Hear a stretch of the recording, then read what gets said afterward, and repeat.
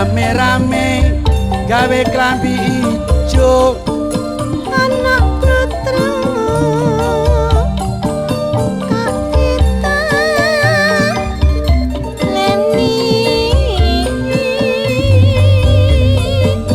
jare wong wedok lodhe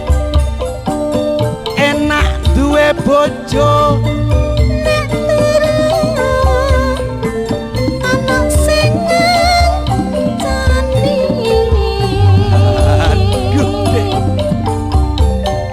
rame-rame maneh lodhe kok nglawe klambi ijo man anak turu mateka rentek jare wong lanang enak duwe bojo nek turu anak sing ayang apane sing diuyel-uyel iku budal mblara lodhe kok nang sawah nang bantaran gawaka rancaan wong wedok pasrah kok ejek salah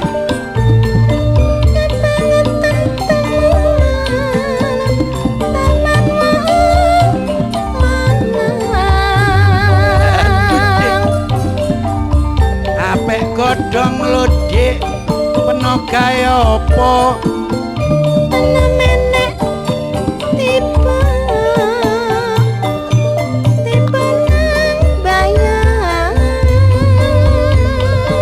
wong wedok saiki hae padha dhe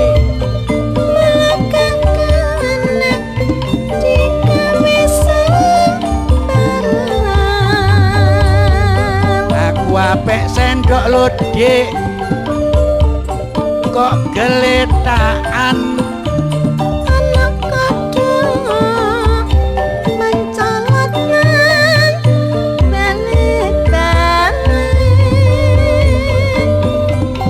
ambek wong wedok lo wong lanang-lanang ojo sembarangan saiki ake wong wedok sing duwe kita ya duwe kedudukan ya Dek ya tuku tetel nang Japanan anak layang lak tetep panukan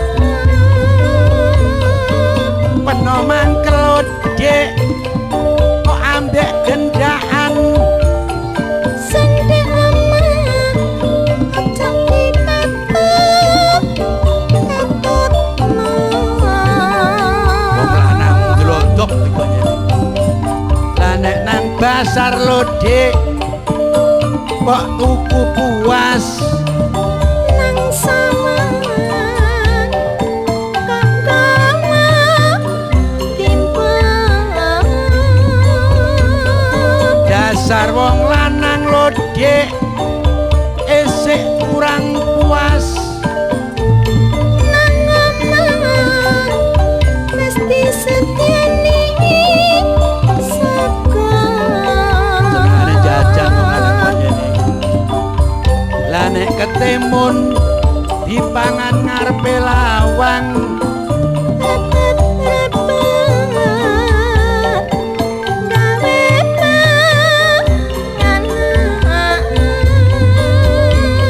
aku ngelamun lodhe nek ndelok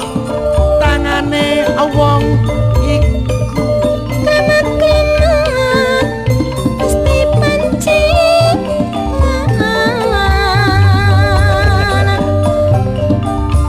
lengar-lengar peno mikir apa lodhe anak kedap wadai obat pancen bener kandhane cak bawa dikret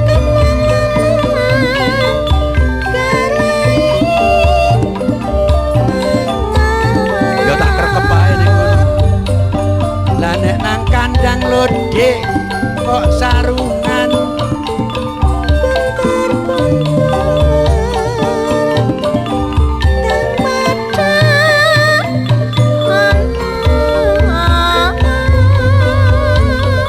dadi wong lanang locak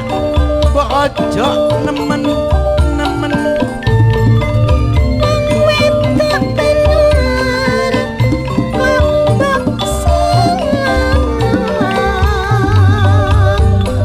ana bunder-bunder lode ndang wadah ana ana keranjang wadah sarung wong wedok bener-bener kok disalahno itu tandane panganan kenapa lah nek tuku laya locak suwari kok gak nok duwike ampun saya